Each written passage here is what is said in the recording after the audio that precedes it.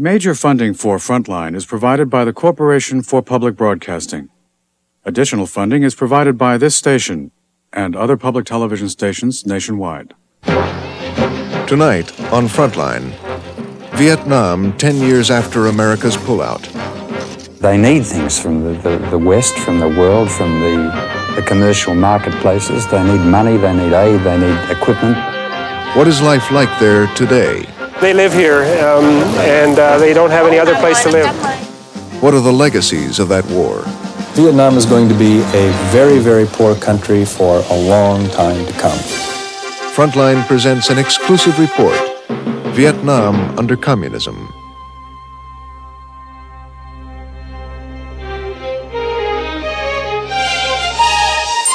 From the network of public television stations, a presentation of KCTS Seattle, WNET New York, WPBT Miami, WTVS Detroit, and WGBH Boston. This is Frontline with Judy Woodruff. Good evening. Vietnam. Once again, it is in the news as Vietnamese troops wage a new offensive against rebels in neighboring Cambodia. And Vietnam will remain in the news this year for another reason, an anniversary.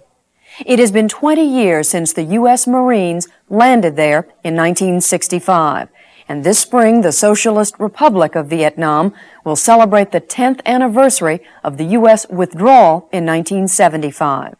The Vietnam government is preparing for national celebration. The international press will gather. Special tours are being arranged. Vietnam will be putting on its best face for the world. Tonight on Frontline, an exclusive report by a team who recently spent 35 days in Vietnam, the longest visit by an American television crew since the end of the war. They obtained unique access, traveling across the country and visiting places no one else has yet seen. Tonight, their journey through a war-ravaged country, struggling now with the problems of peace and the challenges of living under a communist regime. Our report is called Vietnam under Communism, co-produced for Frontline by Greg Pratt and Paul Henschel of television station WCCO in Minneapolis.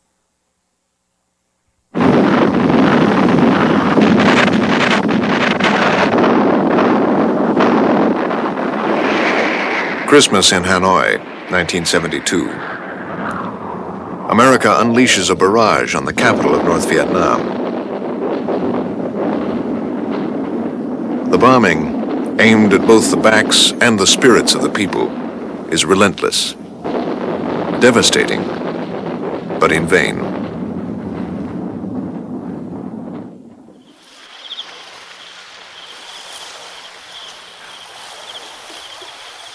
This is Vietnam today, as we found it more than a dozen years later. An independent, proud, hopeful country, a nation at relative peace, but after 1,000 years of conflict, still poised for war.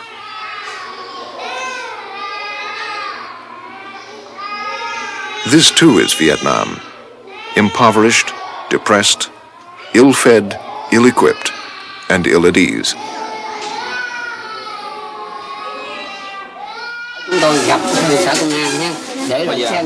Vietnam, a repressive, totalitarian society.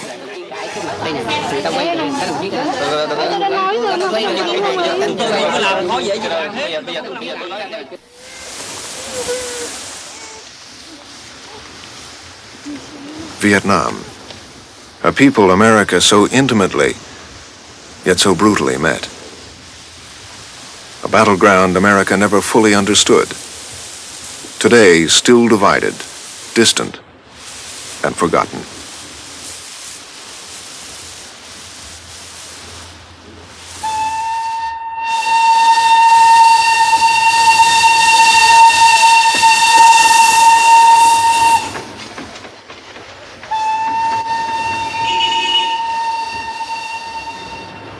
Rush hour in Hanoi, a 1930s French provincial city, frozen in time, and quite literally, an antique. It's a unique city. I mean, it's a city of bicycles and big trees, and it's a city of beautiful autumn sunshine. Certainly this is a museum, and there isn't a great deal of construction. Richard Branowski is the Australian ambassador to Vietnam. The Australians who fought alongside the Americans in Vietnam have recently established diplomatic ties with Hanoi. Vietnam itself wishes to extend its own range of contacts with the world beyond the very narrow set of friends and allies it has at present. It's very important, and you can't ignore, as I said before, you can't ignore a country of 60 million people. Hanoi and the surrounding Red River Delta is one of the most densely populated and poorest areas in the world. This has been the seat of communist inspiration and ideals for more than 50 years. The people, mostly peasants, are grim but determined and resigned to life in a socialist system. Most of them are not communists, i.e. members of the party, but most of them would feel genuinely that the system of government they have here is the one that they want.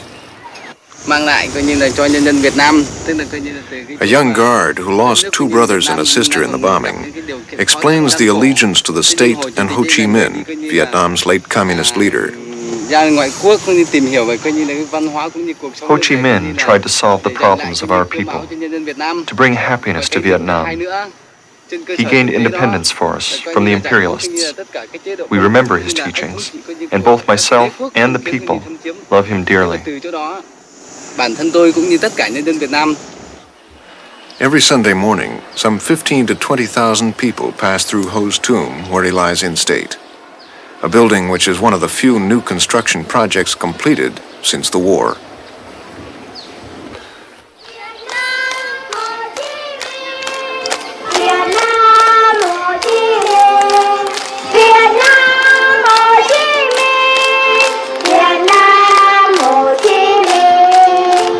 In the north, the loyalties to Ho Chi Minh are not as entirely deep-rooted as they may seem. These children, many of whom are the more privileged sons and daughters of party or government officers, sing only the official songs of the state. Their loyalties, in other words, are not only encouraged, they are enforced.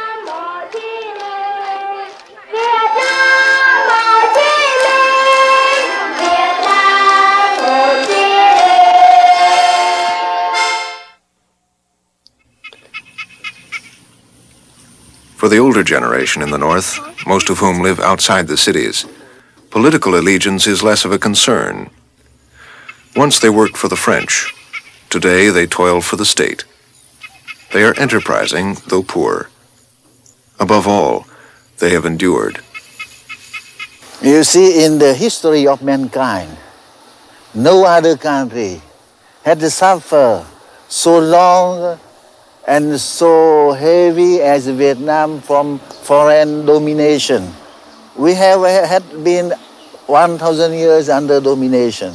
Nguyen Co Thach is Vietnam's foreign minister. Considered to be one of the most powerful members of the Vietnamese Politburo, Thach grew up with a legacy of war. Too much invasion. And the bloodiest war in the world, it is the Nixon and Johnson war. And we have paid so much our blood for our independence. No country, no other country in the world have paid so much blood for its independence.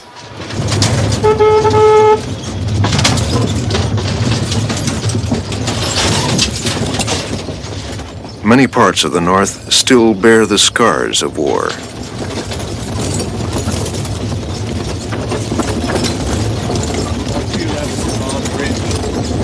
As we traveled outside of Hanoi, we saw plants, roads, and bridges in dire need of repair.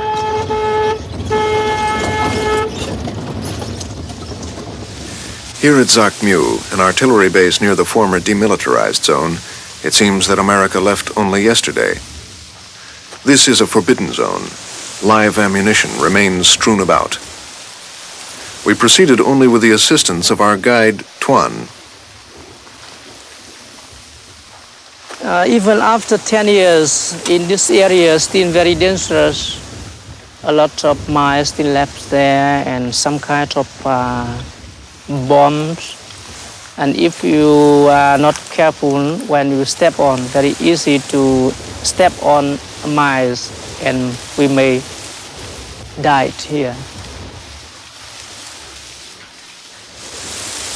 Since the end of the Vietnam War, an estimated 5,000 to 6,000 Vietnamese have been either killed or wounded as they stumble across live ammunition. Along Coastal Highway 1, tons of so-called GI junk litter the landscape. As America withdrew from Vietnam, millions of dollars worth of military hardware was abandoned, much of it simply left to rot.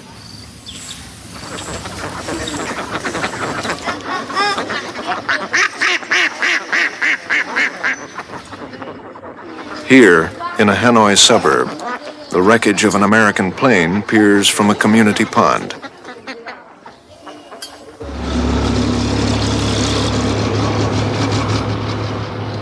Bunkers first built by the French and later used by the Americans still stand today, testaments to a century of war. In all, an estimated 3 million Vietnamese people died in wars with the French and the U.S. More than half of the casualties were non-combatant civilians. Virtually everyone can claim a family member killed, wounded, or missing in action. Chúng tôi như thế là bom đến rào rào. Chúng tôi rất căm thù của giặc Mỹ. A bomb hit my house and it collapsed. No one died, but 5 members of my family were injured. So we became very angry at the Americans and asked the world to put them on trial and destroy them to the end. Here, 10 years are torn by war, and 15 million tons of bomb dropped in my country. Twice the number of bombs dropped during the Second World War. So you can imagine how big, what is the dimensions of our wounds of war. Perhaps Vietnam's most controversial wounds, which the Vietnamese frequently show visitors, are on display here at Tu Du Hospital. These are all deformed babies. We keep them for research purposes. As you see, some have cancer. The deformities are the result of poisons used by the Americans in Vietnam.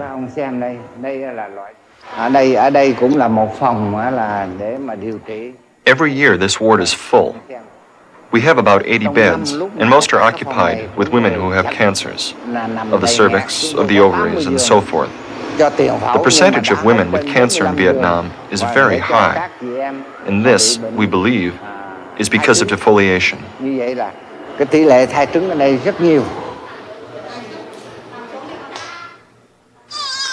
According to a 1983 International Research Symposium, the incidence of still and premature births, as well as birth defects in Vietnam, is rising. Relative to other third world countries, gynecological diseases and birth deformities are unusually high. Chữa bệnh cho cháu và đồng thời xem thử có tách được không? Có tách được 2 đứa ra không? These are Siamese twins.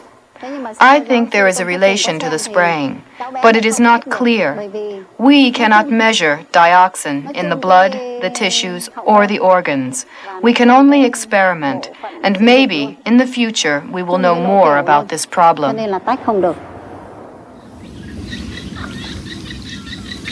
The toll on the Vietnamese people is even greater than the rising rate of medical problems. As we journeyed south through Hue and Da Nang, we met a fisherman and former refugee in what for many Vietnamese was a confusing, if not absurd, war. I didn't understand anything about this war, about all the fighting. I met Americans, but they never hurt me. They weren't fighting me. And to this day, I still don't understand it all. This fisherman, who lost a brother and a nephew in the war, says his life has improved little since the fighting ended. Many in the cities would say the same.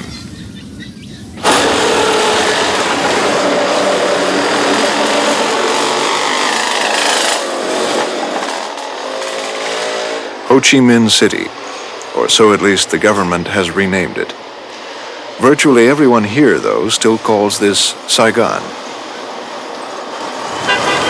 Saigon, Hanoi's longtime antagonist to the south, the former seat of both French and American influence and power. A westernized city where in the past people got raucous and rich. Today, Saigon is an occupied city. A virtual police state whose subdued population is constantly and carefully watched. If you're talking about the state and state surveillance, Vietnamese state surveillance, yes, of course, there's a strong element of that. There are violations of human rights. There's no course of justice as we know it. There is a certain degree of capriciousness in the law here. People are taken away without due process. These are Western systems of democracy and law that we respect. They don't necessarily respect them here. Xem chúng tôi có công văn không? Có chúng tôi có đề nghị thương ủy ban không? Bây giờ đồng chí cãi cái mặt đây nè, người ta quay các đồng chí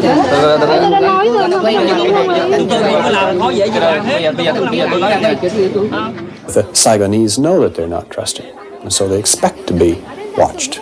And I think that those factors contribute to a certain air of tension that one can feel in the streets of Saigon. The northern Professor William Turley, a Vietnam analyst, recently returned from Vietnam. The regime trusts the people more in the north than it does in the south. The northern population doesn't require very close regulation to stay in line.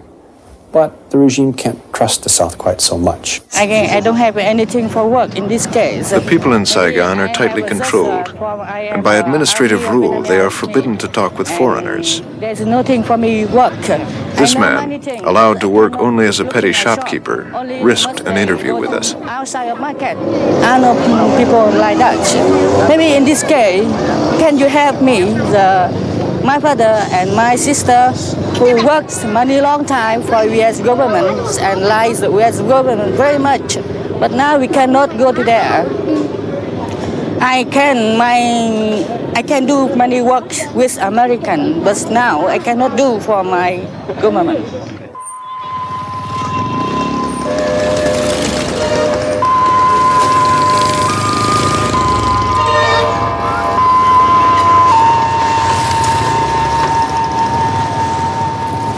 As most Vietnam experts would agree, Saigon remains under the control of the Hanoi government. But many of Hanoi's hand-picked officials here have been disciplined or removed, while Hanoi continues to proclaim national reunification and reconciliation.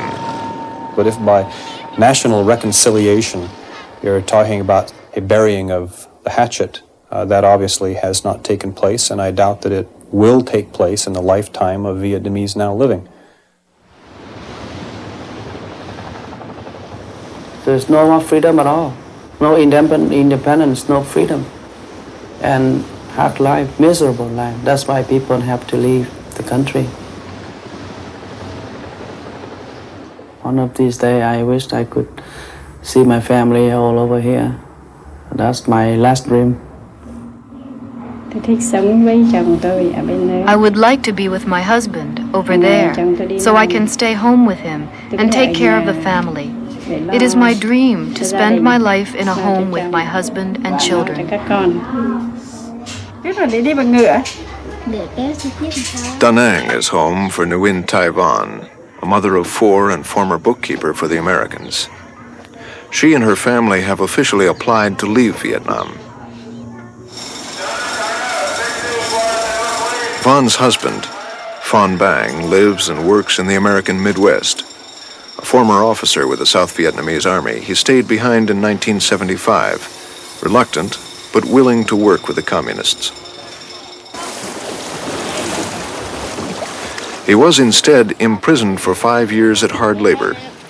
He nearly died, but eventually escaped in a boat such as the one used by these fishermen. I escaped because I don't think I can stay in the camp forever and ever. I think in my mind before I do that, I think that I better die out the ocean better than I die in the prison camp. How do you do? How do you do? How do you do? Miss Island. How do you do? Van is but one of more than 500,000 Vietnamese who have officially applied to leave Vietnam. Good morning, Victor. Victor. Because she has asked to go, she can no longer work. She has also lost her food ration privileges.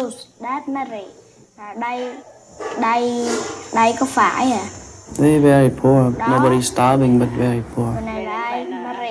I think that the life for my wife and children is come kind of harder if I'm not there. But for suppose if now I'm home, I cannot do nothing for them because I don't have a job. I don't have nothing to do. And sooner or later they send me to NEZ. NEZ, or New Economic Zone. Had Phan been released from a forced labor camp, he and his family would likely have been sent to an NEZ such as this. NEZs are planned agricultural communities, sometimes constructed to reclaim defoliated land. More than 1 million people have been sent to NEZs, many displaced persons who lost their homes and villages during the war.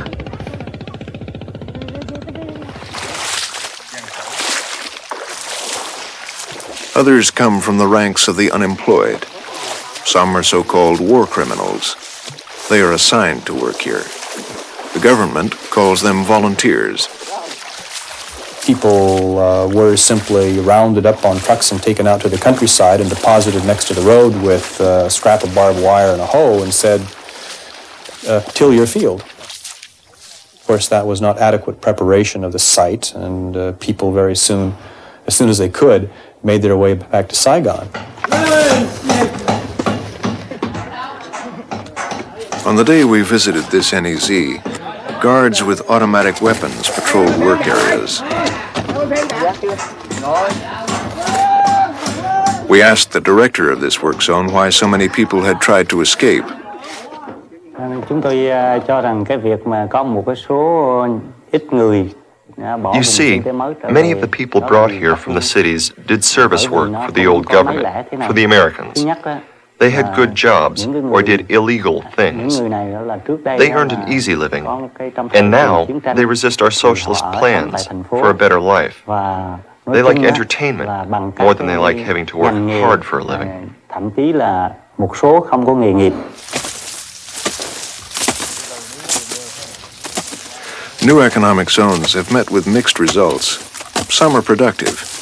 Others are located in areas with poor soil.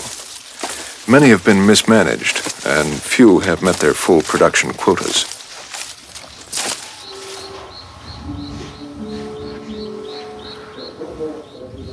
Some people, mostly displaced peasants, have embraced their new homes. But generally, it would be, I think, accurate to say that the concept of a new economic zone has not been a sensationally popular thing in Vietnam, and they themselves freely admit this.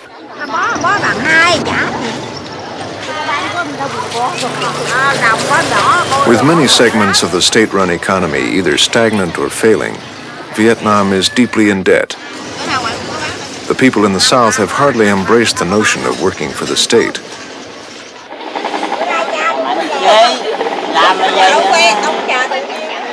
Despite extensive propaganda efforts, the majority of the people here remain at best indifferent to the policies of the new regime. Many of the people have yet to reap the benefits promised by the communists. Tại chỗ này không? Làm gì mà có, chắc là mấy tháng thôi. Mấy tháng rồi. Yes, they live here, and they don't have any other place to live. She came into the city in 1980, and she's lived out on the streets like this in various places since then. The average income is about $175 per year. The population is growing out of control. Tens of thousands are or underemployed, surviving any way they can. She gets old refuse paper. She's a garbage collector, in other words. David Marr, a former U.S. Marine intelligence officer who served in Vietnam, is currently an historian with the Australian National University in Canberra. As a scholar, this is his third visit to Vietnam. There hasn't been a great deal of improvement since the end of the war overall. If they don't manage to constrain the population growth, it won't do any good to increase production. It'll all be eaten up by new mouths. Rampant inflation, approaching 100% per year, eats up the wages of low-paid government workers. 300 đồng một con. It's 300 đồng for one duck. Rice, meats, sugar, cloth, even cooking oil are rationed. So that's almost a month's salary for the ordinary state employee. They can't live on their salaries. They just can't do it. The people who are making money in Vietnam today are those who have some little private scam or are able to use their official position for corrupt purposes. But people who try to live within the means given to them officially by the state can barely do it. My dream is how to have enough food for the people, clothes for the people, medical care for the people, and education for all the children.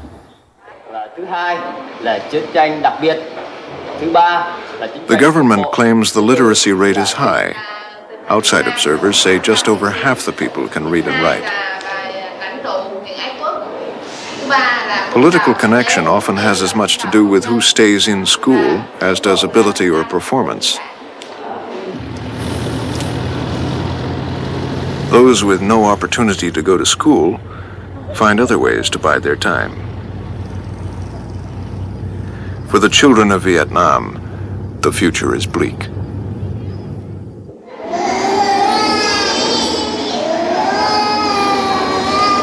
Disease and malnutrition are common.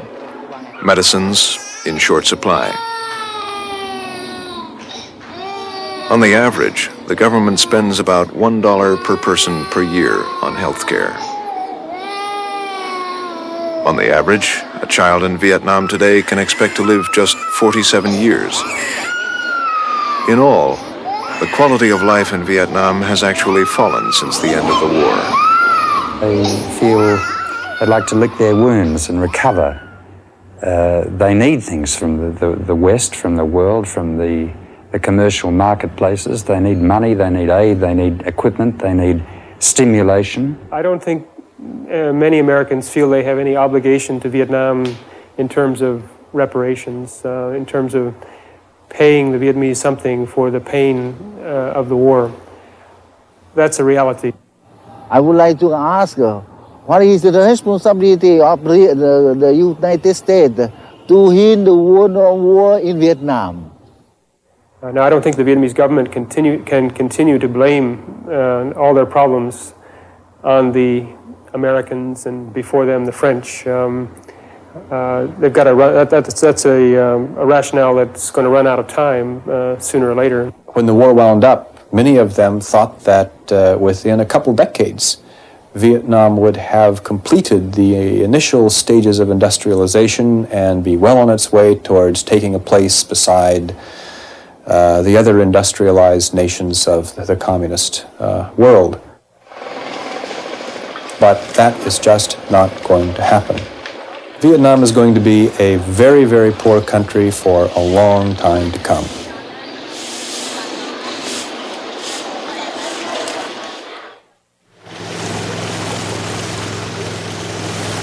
The Mekong Delta, the richest and most productive region in all of Vietnam.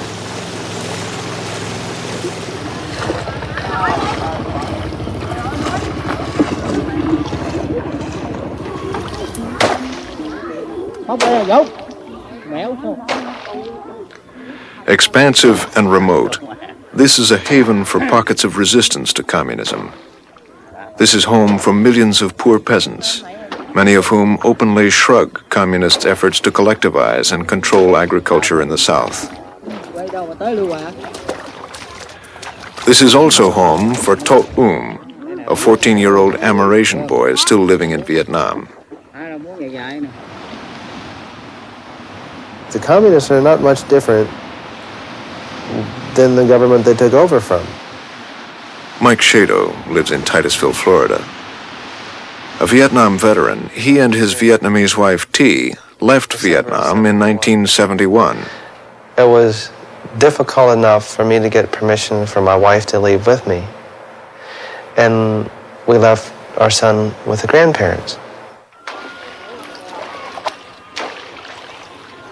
Tot is Mike Shado's son, an American citizen named Lance. Too ill to travel with his father, Lance was left behind with his grandparents.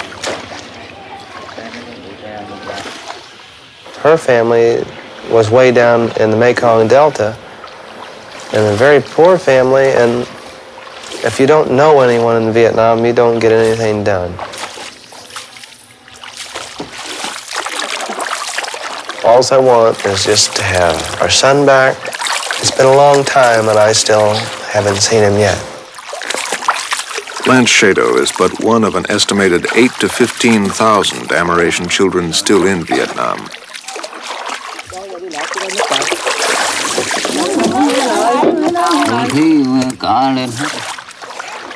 The Shados have pleaded with the Vietnamese government and officially requested not only their son's release, but his grandparents as well. Thus far, they have had no response from the Vietnamese government. In Vietnam, being an Amerasian child has a social and racial stigma attached to it. I have to do everything I can. I'm sorry. For all of them. And so that's where we are right now. Nowhere. We have nothing. We are sick. And I have asked my daughter to send us money. The Shados say they have sent money to their family in the Delta, both to support them and to pay the bribes they say are required to get Lance out. Most of the money has never been received. The Vietnamese officials with whom we inquired about the Shado case claim they have tried repeatedly to contact the family.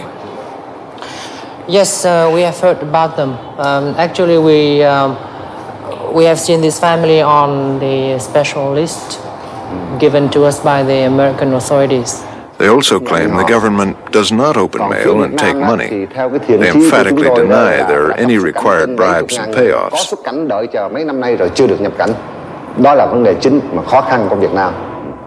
If they could have the money to pay off the officials, there would be no problem for the exit visas, there would be no problem for the paperwork to get up to Ho Chi Minh City and get on an airplane and leave. But if you're from a poor peasant family, nobody has the time for you. And my son wrote a letter for me, and I cried a lot, you know. He said, very hurt. And my family hurt very much too.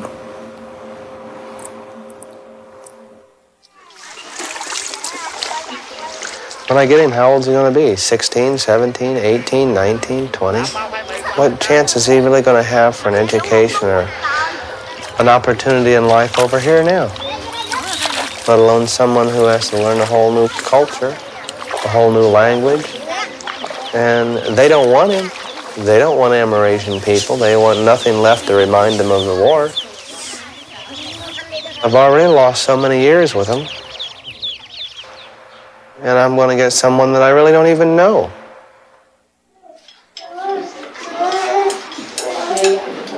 In Da Nang, where there are many Amerasians, these children are not as fortunate as Lance Shado. They have not heard from their father for more than 6 years. Few American GIs acknowledge the children they left behind. Theo tôi nghĩ ổng có bổn phận đối với con ổng thôi. For me, America does not matter so much, but their father has obligations. Obligations to take them and care for them, for their schooling and so forth. Here, I can only do my best, but it is too difficult for me to take care of this big a family. This woman has 5 Amerasian children. Her youngest son is Randy. I want to go live with my father, but my mother has to work hard and has to stay here to take care of the others. Otherwise, she would like to go to America with my father. Both the Vietnamese and American governments have discussed the Amerasian issue on several recent occasions. The Vietnamese say all Amerasians may leave at any time. The U.S. has agreed to accept them. And we've made it clear we'd like to permit them to come to the United States, and through something called the Orderly Departure Program that the UN runs, we have been able to get out roughly 3,500 of these children and their families so far.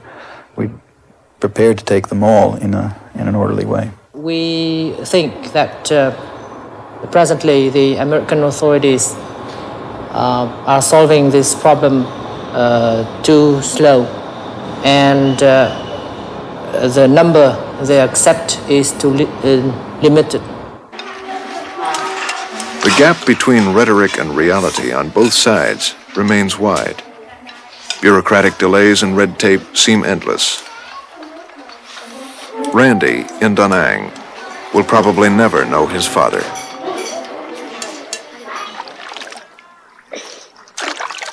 Lance Shadow is now a young teenager. With no school to attend, he can only learn the life of a peasant farmer. This is Viet Duc Bui. College educated in the U.S., Viet returned to Vietnam in 1971.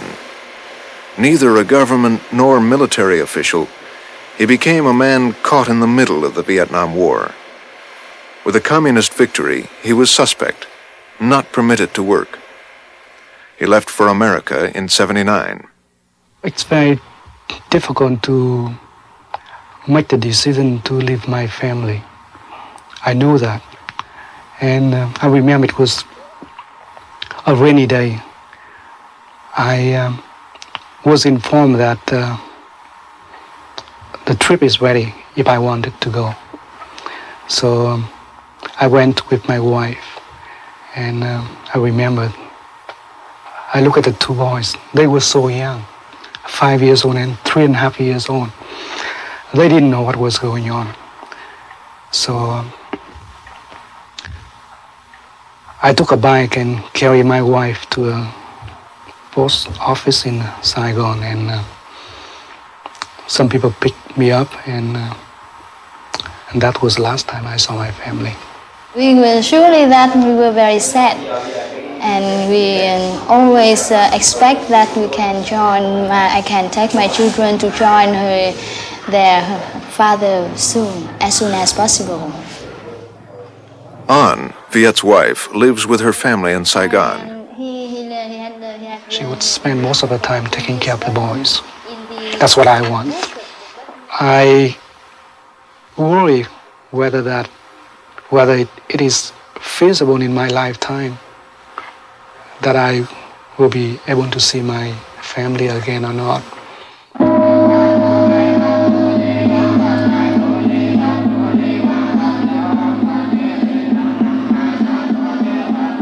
My wife is very religious.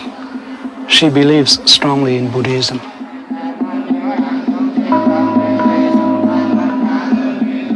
The Vietnamese government encourages atheism. The majority of the Vietnamese, however, remain Buddhists. The government regards monks as unproductive and potentially dissident free thinkers. Both Buddhism and Catholicism are discouraged. The numbers of monks and priests has fallen significantly since the occupation of the South. I think my wife is becoming more and more religious because religion would provide her the most relief and the most philosophical way of life for her to struggle through life. But I realized that to cope with the emotional problems that my family as well as myself are having, we have to be very patient and we have to have faith that eventually our family will be reunified. And that's what we are praying for and hoping for.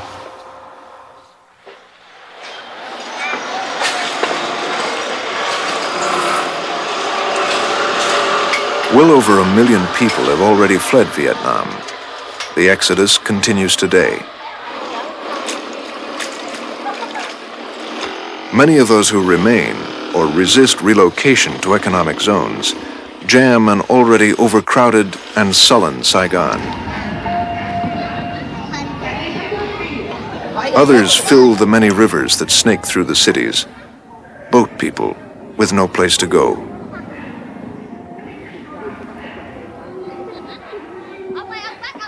In Da Nang, Phan Bang's wife, Van, idly awaits permission to leave, permission that may well never come.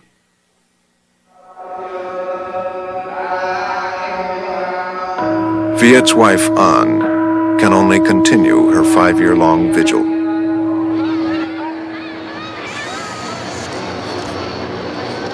For its part, the Vietnamese government has granted some 30,000 exit permits.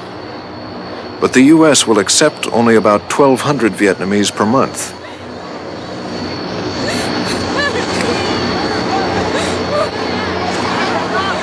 So the process of orderly departure, of family reunification, is both painful and slow. Most of those permitted to leave are those against whom the communists bear no grudge. Those for whom the communists have no room or no use within their system.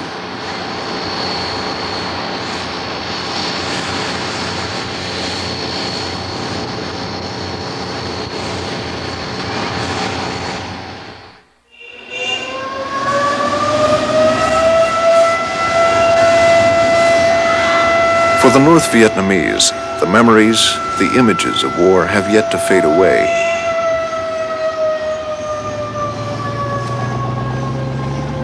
An air raid siren is still used to mark the noon hour in Hanoi.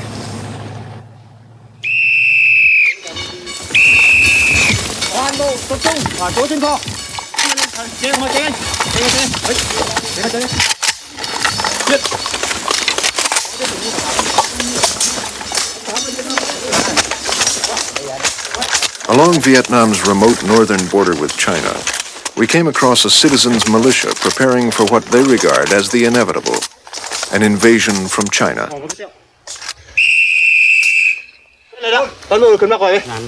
This citizens' militia, who are otherwise simple hill tribe peasants, form Vietnam's first line of defense.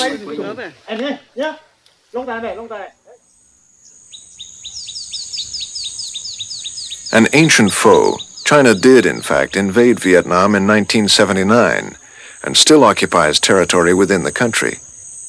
And between Vietnam and China, we are in a state of a war. And now they are still threatening my country and Southeast Asia.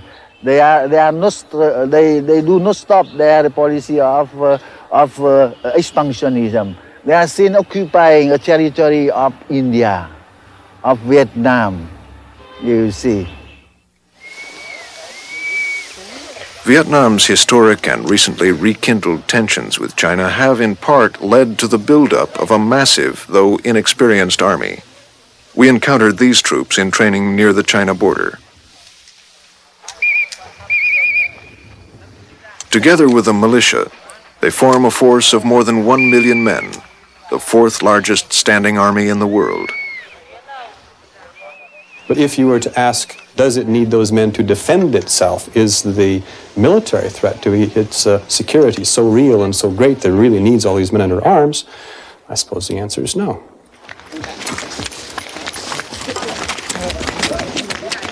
In addition to its size, Vietnam's army is costly, soaking up more than half the national budget, as well as the best and the brightest from Vietnam's technical schools.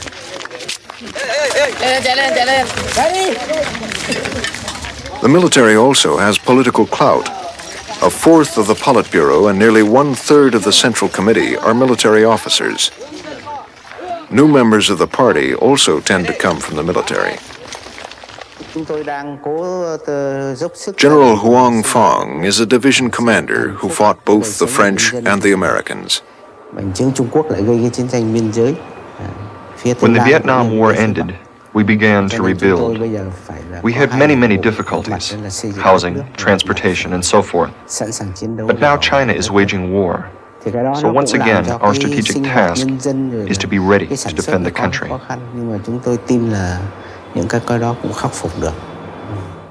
Military leaders themselves have noted that there's a drain on the civilian sector, and it can only hurt them over the long run.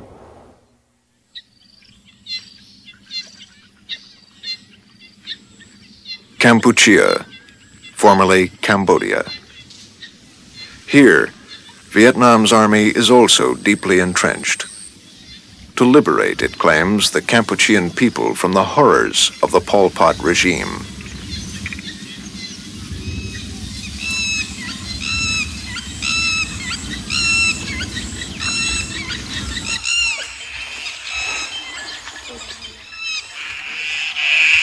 In the late 1970s, Pol Pot, leader of the communist Khmer Rouge, imprisoned and tortured thousands of his own people. In all, an estimated 2 to 3 million people died during the Pol Pot terror. He buried many of them in a mass grave outside of Phnom Penh.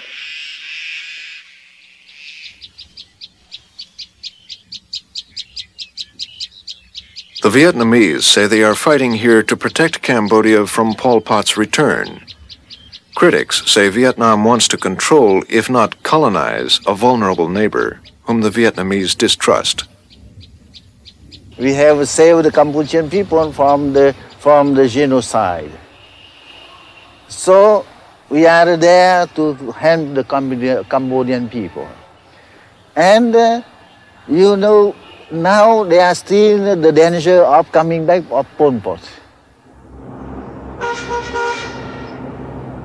Most Western nations have condemned Vietnam for what they call an invasion, an occupation of Cambodia. It's the Vietnamese who are trying to rule Cambodians. And it's ironic that for all of the Vietnamese talk about nationalism and independence, it's they who are suppressing the independent nationhood of another country. Vietnamese attacks in and around Cambodia have angered much of the West, including the United States. Vietnam, therefore, remains totally dependent upon the Soviet Union. In addition to billions of dollars in aid, the Soviet bloc ships into Haiphong Harbor and other ports virtually all of Vietnam's fuel, military, and essential supplies. Vietnam is in hock to the Soviet Union for the next 5 or 10 years. They look at it as a comradely relationship. This is the socialist system that they're part of. But in almost the next breath, they will also say that they very much want to have relations with the capitalist system.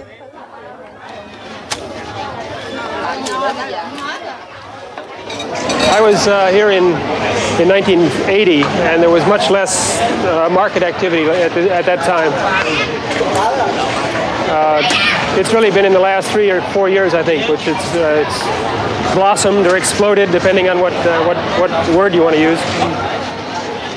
If there is a new battleground in Vietnam today, it is in the marketplace.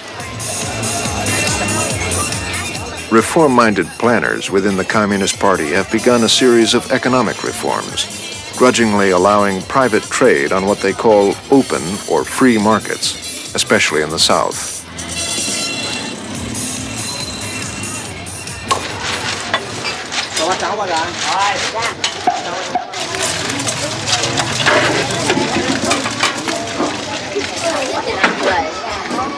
Today, nearly 3/4 of all consumer goods are bought and sold on free markets.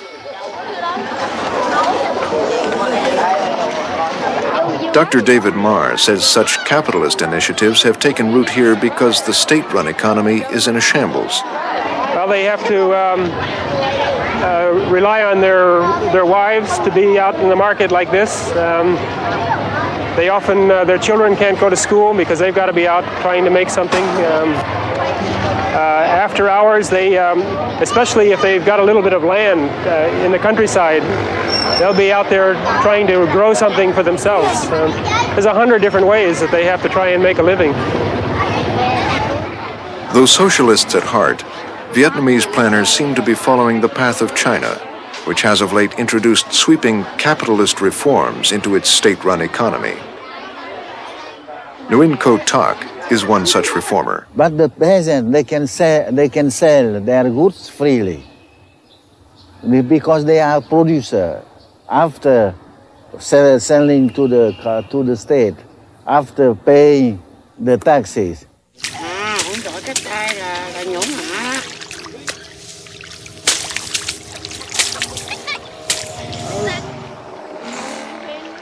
Economic reforms also include incentive, bonus, and contract systems. Again, capitalist ideas.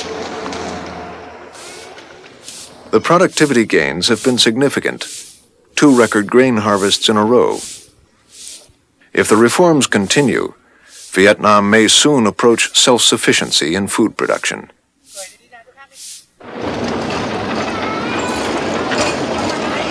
In the north, private shops and markets are appearing as well, though party purists fear what they call creeping capitalism.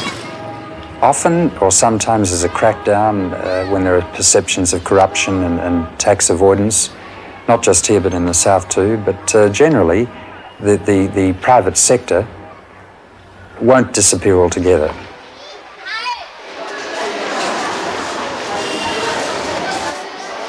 Most people in the North shop in state stores, austere warehouses which are often empty due to a shortage of goods. Resentment toward private traders grows deep within the ranks of government workers. They see them creating opportunities for people in the private sector to make much more money than they, the state cadres, do. And they resent it. They say, you know, after all, we're the ones who fought and died for the revolution, and in the name of socialism, now you're going to permit capitalists to make more money than we do? This is not fair. Here in Saigon, aging hardline leaders continue to lose their grip. The Communist Party is actually losing members. Crackdowns, fines, arrest, and imprisonment are common.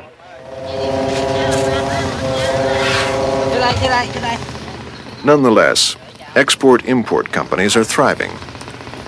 Private traders continue to flourish. There has been change. Now the question is how much of this activity we see in Ho Chi Minh City is froth and how much of it is some sort of is substantial growth or development. 2000. This could become a major center of activity in Southeast Asia. 2000. But it all depends on policy. I don't see it happening in the next 10 years. Even with the best of policies.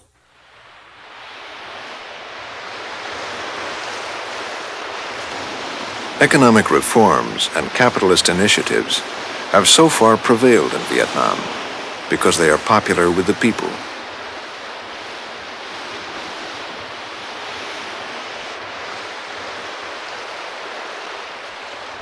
If allowed to continue, the policies and ideas of reform-minded Vietnamese leaders could bring the Vietnamese people both independence and prosperity. It looks like a dream. And I think my dream is modest. Within 5 or 10 years, we think the life in Vietnam would be better. And firstly, peaceful. We'll have peace.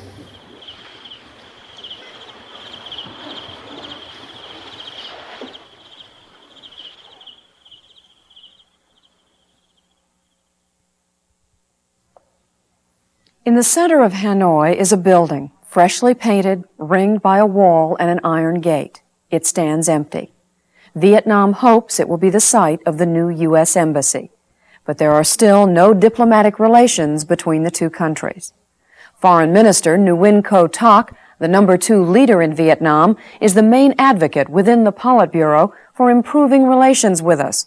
Co Thach is in charge of the continuing discussions on MIAs and resettling Vietnam's political prisoners in the U.S.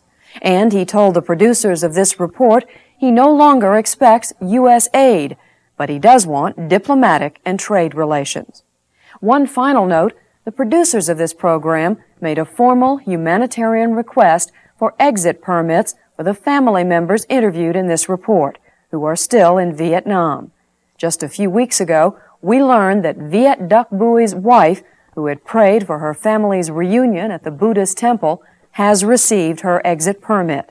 Viet Duc Bui will be reunited with his wife and 2 boys within the year. Next week on Frontline, a look at a frightening phenomenon, street gangs in our cities. It's the story of one man fighting gang violence. I'm not going to leave here. I'm going to let them know somebody got to stand up. Now they going to run me away from here? No way. Yeah, well, I'll leave here in the box. A shootout, murder charges, death threats.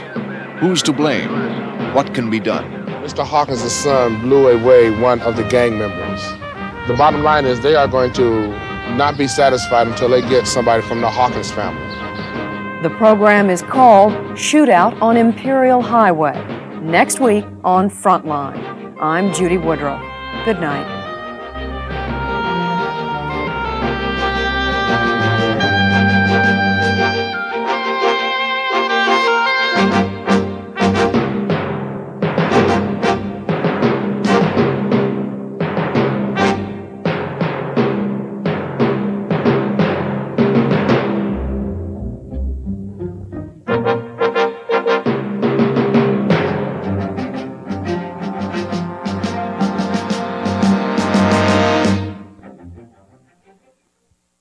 For a transcript of this program, please send $4 to Frontline, Box 322, Boston, Massachusetts, 02134.